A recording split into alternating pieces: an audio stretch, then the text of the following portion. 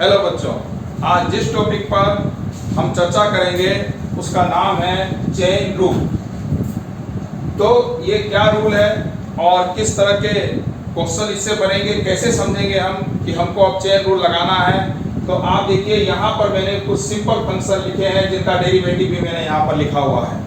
जैसे कि sin x का आप देखिए cos x है, e पर पावर x का e पर पावर x है। लेकिन यहाँ पर जब आप देखेंगे तो यहाँ sin x नहीं है, तो अब आप सोचेंगे इसका तो कोई फार्मूला ही मौजूद नहीं है, तो फिर हम इसका डेरिवेटिव कैसे फाइंड करें। तो देखिए यहाँ पर क्या फर्क है, सिर्फ sin x है यहाँ पर और यहाँ पर उसके ऊपर स्क्वायर लगा हुआ है।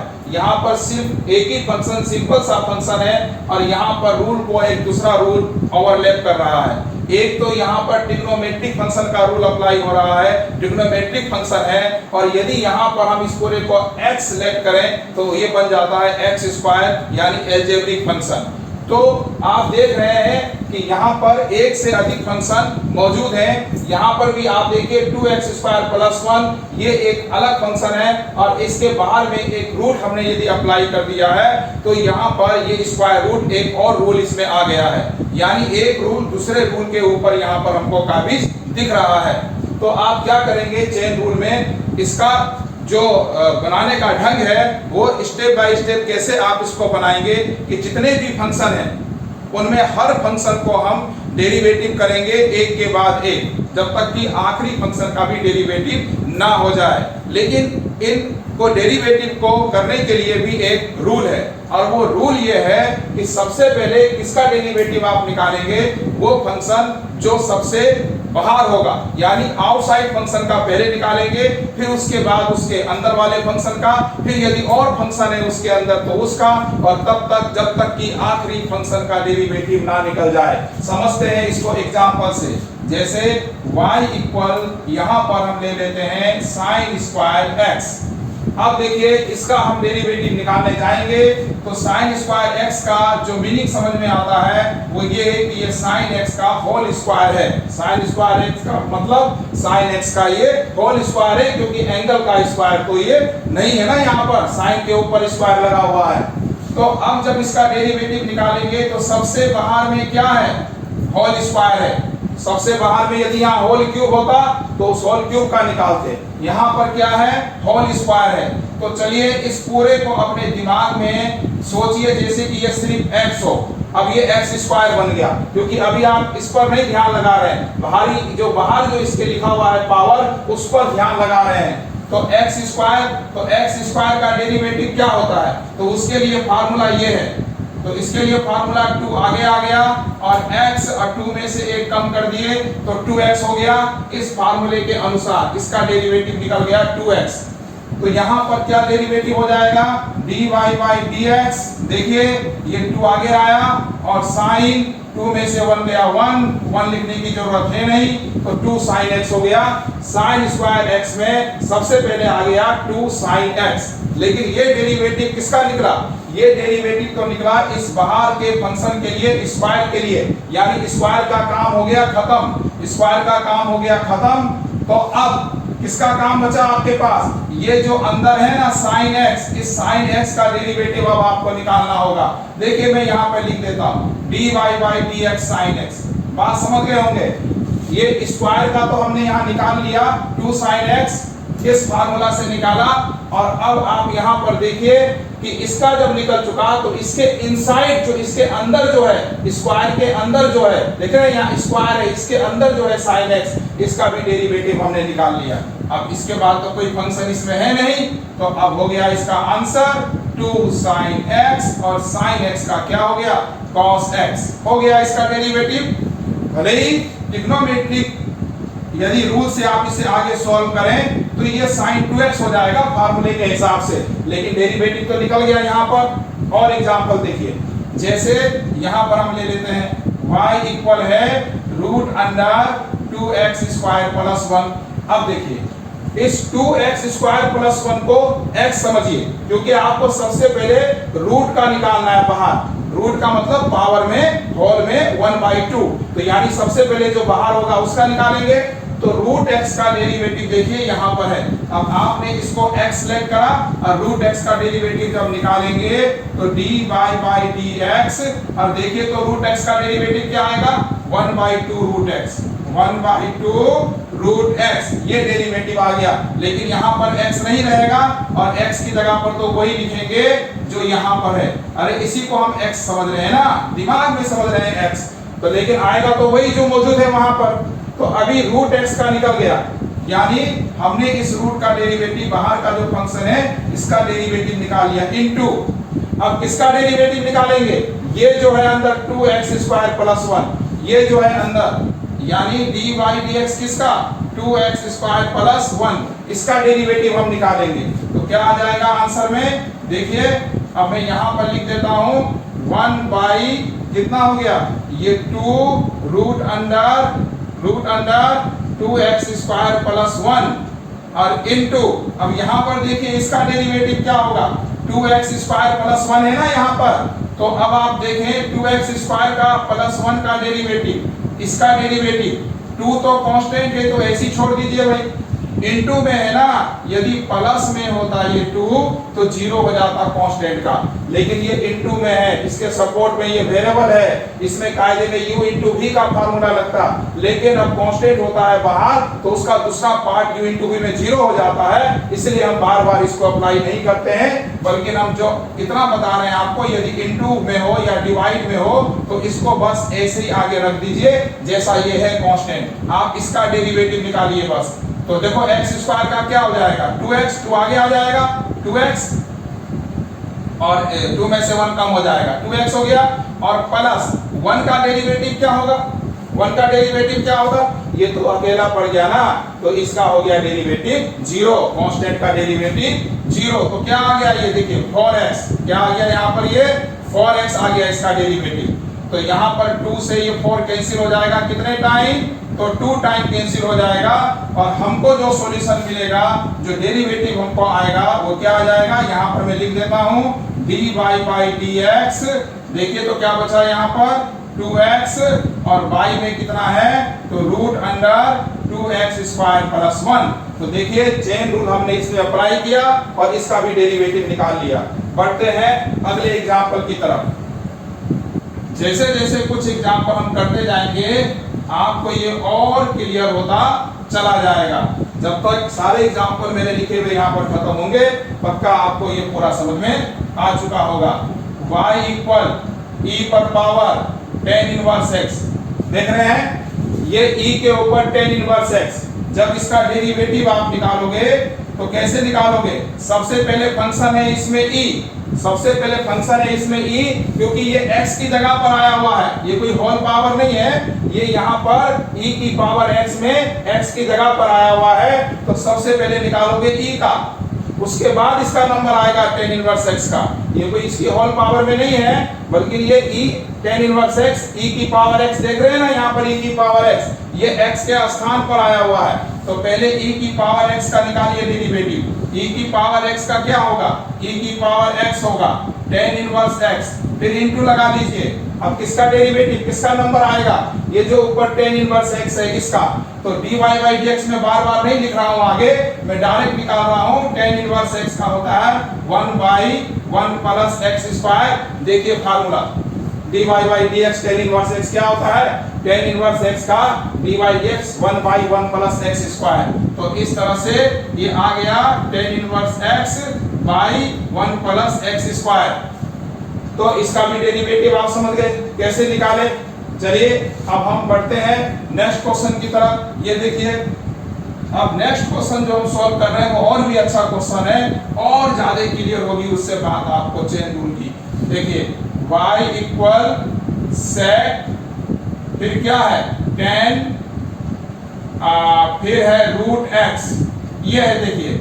अब इसका डेरिवेटिव निकाल रहे हैं, इसका डेरिवेटिव अब कैसे निकालेंगे, आप भी सोच रहे होंगे कि कैसे इसका डेरिवेटिव निकलेगा, क्या इसमें होल स्क्वायर है होल स्क्वायर, नहीं है होल स्क्वायर। सबसे पहला नंबर किसका आता है डेरिवेटिव में, जो होल के ऊपर लगा होता है, होल स्क्वायर ही नहीं, होल क्यूब हो, होल 4 हो, होल पावर n हो, कुछ भी हो, जो सबसे बाहर में हो पावर में, सबसे पहले उसका डेरिवेटिव निकाला जाता है। लेकिन यहाँ पर कोई होल पावर मौजूद नहीं है, तो फिर नंबर आएगा पहले किसका, सेक का। जब सेक का निकालेंगे तब नंबर आएगा किसका, 10 का। और जब 10 का निकालेंगे तब एक और फंक्शन है इसमें, और वो है रूट एक्स का, उसका भी फिर डेरिवेटिव निकालना पड़ेगा। तीन फंक्शन है इसमें, देखिए फर्स्ट सेकेंड थर्ड। सबसे बाहर का पहले यही चेन रूल है, उसके बाद उसके अंदर वाला, फिर उसके अंदर वाला। तो देखिए निकालना शुरू करते हैं। सबसे पहले ये सेक है तो इस पूरे को x समझ लीजिए, हो जाएगा सेक x। देखिए ये पूरा x मान लिए हम, क्योंकि हम पहले सबसे बाहर का निकाल रहे हैं, सेक का निकाल रहे हैं। सेक x का डेरिवेटिव देखिए तो क्या है, सेक x इंटू टेन एक्स। तो यही आपको यहाँ लिखना है, लिखिए सेक x। तो x की जगह पर क्या लिखोगे भाई, यहाँ तो x की जगह पर ये पूरा है ना, तो x की जगह पर ये पूरा आ जाएगा क्या, 10 रूट x आ गया।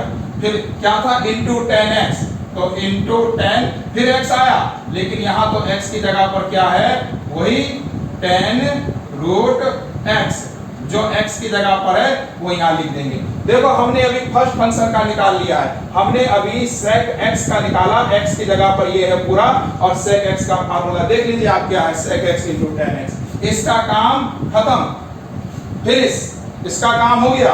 अब किसका बचा, अब बचा है दूसरे नंबर वाला फंक्शन 10, तो इसका डेरिवेटिव निकालेंगे, इंटू लगा दीजिए। इसका डेरिवेटिव क्या होगा भाई, dy बाई dx 10x का, तो 10x का डेरिवेटिव यहाँ आ जाइए।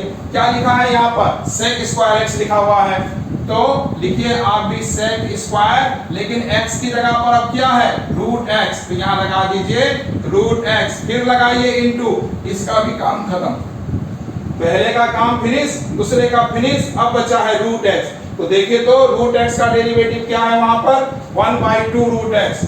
अब इसके अंदर तो x ही है ना, और तो कोई फंक्शन भी मौजूद नहीं है अब, तो ये हो गया 1/2 रूट x हो गया इसका डेरिवेटिव। इतना ही सिंपल था, ठीक है। अब देखिए आगे क्या करेंगे, यहाँ पर अब देखिए 1/2 हम आगे रूट 2x को आगे लिख देते हैं, फिर सेक इसको लिख देते हैं 10 रूट x, फिर इंटू 10, बस ऐसे नोट कर लेंगे इतना, और सेक स्क्वायर रूट x, ठीक है। 1/1 सबका हम इसमें डेरिवेटिव करते चले गए, जब तक कि वो एक आखिरी सिंपल फंक्शन नहीं बच गया, उसका भी डेरिवेटिव हम कर देंगे। तो इस तरह से इसका डेरिवेटिव कंप्लीट हो गया। और देखिए आगे, और आगे क्या है एग्जांपल, नेक्स्ट एग्जांपल है हमारे पास में, ये देखिए आप y इक्वल एक्स क्यूब, एक इंटू का एग्जांपल भी मैंने ले लिया है। इसको कैसे बनाएंगे, इसमें भी चेन रूल तो अप्लाई होगा ही, कैसे होगा, कैसे सॉल्व करेंगे, लेकिन चेन रूल तो बाद में अप्लाई होगा, पहले तो बीच में इंटू है।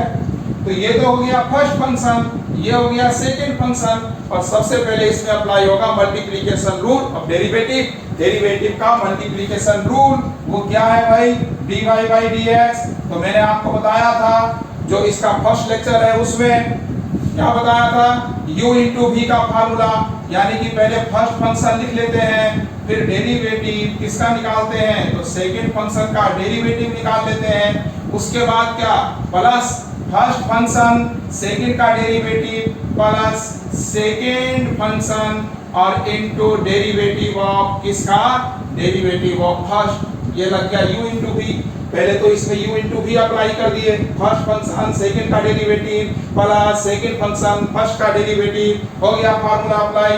अब देखिए x क्यूब को तो ऐसे ही नोट कर लीजिए आप, क्योंकि यहाँ पर x क्यूब डेरिवेटिव तो इसके आगे लगा है, इसके आगे थोड़ी है, इसको ऐसे ही उतारिए।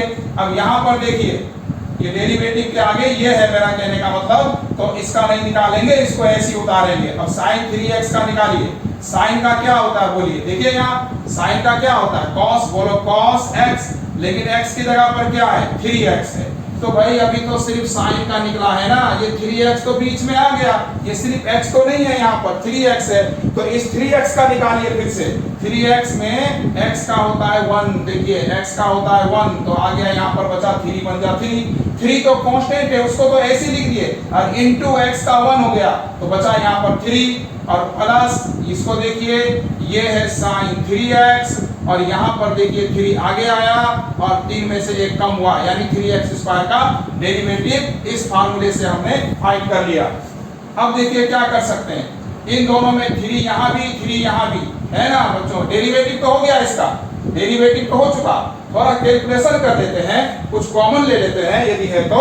देखिए यहाँ पर 3 है, यहाँ पर भी 3 है, 3 कॉमन आ गया, यहाँ x³ है और यहाँ x² है, x² भी कॉमन आ गया।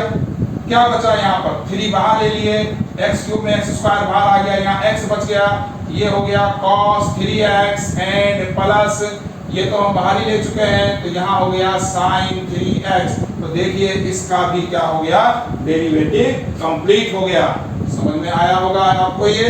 चलिए एक और एग्जांपल हम इसमें देखते हैं, वो डिवाइड वाला। कोशिश की है मैंने कि लगभग कुछ इस तरह के एग्जांपल ले लिए जाएं कि आपकी समस्या काफी हद तक दूर हो जाए। देखते हैं ये वाला कैसे बनेगा, ठीक है। देखिए y इक्वल e पर power x log x, log x जब कुछ नहीं दिया है तो बेस e समझना, ठीक। और log बेस e पर ही 1/x होता है। ये भी यदि यहाँ पर बेस a हो जाए 10 हो जाए तब उसका आंसर वो नहीं होगा, तब पहले बेस को चेंज करके आपको e बनाना पड़ेगा, तभी उसका डेरिवेटिव आप निकालेंगे। वो भी इजी है, बताएंगे, अभी तो हम चेन रूल पर बात कर रहे हैं। देखिए यहाँ पर dy/dx इसका निकालिए। अब ये तो uy भी है ना, डिवाइड का है, तो डिवाइड का भी फार्मूला मेरे फर्स्ट लेक्चर में मौजूद है, आप वहां जाकर के देख सकते हैं, इसी का जो फर्स्ट लेक्चर है। तो देखो वो कैसे करते हैं, फिर से मैं एक बार याद दिला देता हूं। पहले डिनोमिनेटर आप लिखिए, उसके बाद डेरिवेटिव किसका निकालिए, तो न्यूमरेटर का डेरिवेटिव निकालिए जो ऊपर है उसका, फिर इसमें माइनस लगाइए और फिर जो आपका न्यूमरेटर है उसको लिखिए, उसको लिख लिए, फिर डेरिवेटिव किसका निकालोगे, फिर डेरिवेटिव निकालोगे किसका, log x का e बेस पर, और y जो डिनोमिनेटर है उसका कर दोगे होल स्क्वायर। यही होता है u इंटू v का फार्मूला। फर्स्ट फंक्शन का यहाँ पर क्या बनता है, डिनोमिनेटर बनता है, तो denominator derivative of numerator minus numerator derivative of denominator by denominator का स्क्वायर। तो यहाँ सब पर बेस समझ लो क्या है, ई है। यदि नहीं लिखा है तो बेस ई है, नहीं भी लिखेंगे आप तो बेस ई माना जाएगा, कोई प्रॉब्लम नहीं है यहाँ पर। तो ये देखिए आप log x e की पावर x का डेरिवेटिव बताइए, e की पावर x ही होता है, यहाँ e की पावर x ऐसी नोट हो जाएगा, log x का डेरिवेटिव 1/x। देखें कहाँ है, ये रहा log x का डेरिवेटिव 1/x, ये रहा, y कितना हो गया, तो भाई इसका स्क्वायर, ये कर दिए, हो गया डेरिवेटिव। थोड़ी सी कैलकुलेशन है और वो कैलकुलेशन आप आराम से कर सकते हैं। देखिए यहाँ पर आप x को एलसीएम लेंगे, x को एलसीएम लेंगे तो क्या आ जाएगा, x को यहाँ मल्टीप्लाई कर दीजिए, x log x e पर पावर x माइनस e पर पावर x बाई, और ये जो एलसीएम लिए थे ये यहाँ, और ये भी आ जाएगा इसके बगल में। अब ये तो सिंपल कैलकुलेशन है ना बच्चों, कि ये डिवाइड में है तो जब इनटू में लाएंगे तो ये पलट जाएगा और यहीं पर आएगा, तो ये तो आप समझते होंगे, सिंपल कैलकुलेशन है। अब इन दोनों में e की पावर x आप कॉमन ले लीजिए, आपको आंसर हो गया। e की पावर x आप कॉमन ले लीजिए तो क्या बचा यहाँ पर, यहाँ बचा x log x माइनस 1 और y क्या हो गया यहाँ पर x और log x, और यही हो गया आपका सॉल्यूशन। तो आपने देखा जितने भी डेरिवेटिव मैंने बताए हैं कैसे हम उनको चेन रूल से एक के बाद एक सॉल्व कर रहे हैं, लेकिन चेन रूल निकालने के अलग अलग बुक में कई बार अलग अलग तरीके से दिया हुआ रहता है। तो एक क्वेश्चन पर मैं आपको थोड़े और मेथड के बारे में भी चर्चा कर लेता हूँ। है तो निकालना बहुत आसान, और ये पहला तरीका जो हम आपको बता रहे हैं ये सबसे ज्यादा अच्छा लगेगा, ठीक है ना। बाकी देखिए तरीके तो लगभग एक ही जैसे हैं, थोड़ा लिखने के ढंग में थोड़ा सा अंतर है। वो क्या अंतर है कि देखिए जैसे y इक्वल है sin स्क्वायर x और इसका डेरिवेटिव निकालना है आपको, तो कैसे निकालेंगे, इस तरीके से भी आपको कई बुक में मिलेगा कि जैसे यहाँ पर लिख दिए d डेरिवेटिव और यहाँ कर दिए ऐसे, यानी हमने साइन स्क्वायर एक्स का निकाला, सबसे पहले हम निकालते हैं पावर का, तो यानी होल पावर में, तो इसे छोड़कर जो बचा उसके रिस्पेक्ट में जो है उसे आप यहाँ नीचे लिख देंगे और फिर उसके बाद इनटू करेंगे, तो इसका तो निकल चुका, अब क्या बचा है साइन एक्स, तो उस साइन एक्स का भी डेरिवेटिव आप निकालेंगे, मतलब जो यहाँ रहेगा ना वही यहाँ भी आएगा, और ये किसके रिस्पेक्ट में है, एक्स के, है ना।